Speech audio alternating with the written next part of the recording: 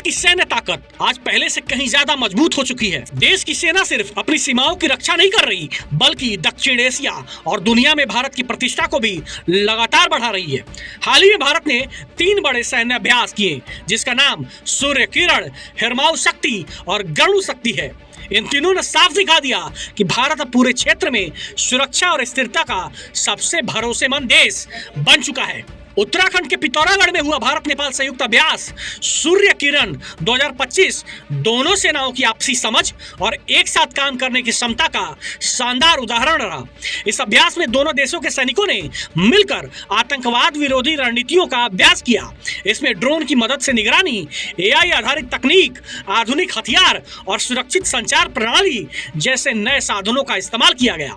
यह स्पष्ट दिखा कि भारत दक्षिण एशिया में शांति बनाए रखने में अग्रणी भूमिका निभा रहा है। वहीं राजस्थान में चलने वाला हिरमाऊ शक्ति 2025 भारत मलेशिया के रिश्तों को और मजबूत बनाने वाला अभ्यास है। यहाँ दोनों सेनाएं ये सीख रही हैं कि शहर और कस्बों जैसी जगहों में होने वाले खतरों से कैसे मिलकर निपटा जाए। ये दिखाता है कि भारत की सेना हर तरह की जगहों पर मैदान, पहाड़, जंगल, शहर, हर जगह लड़ने और बचाव करने में सक्षम है। इसी बीच हिमाचल प्रदेश के बकलों में जारी गरुड़ शक्ति 2025 भारत इंडोनेशिया की विशेष सेनाओं के बीच गहरा सहयोग दिखाता है। इस अभ्यास में हेलीकॉप्टर से उतरने की तकनीक, नजदीकी लड़ाई, आतंकवाद विरोधी अभियान और ड्रोन तकनीक का व्यापक उपयोग किया जा रहा है। इस तरह भारत इंडोनेशिया जैसे बड़े और महत्वपूर्ण देश के साथ भी आपकी सैन्य साझेदारी मजबूत कर रहा है।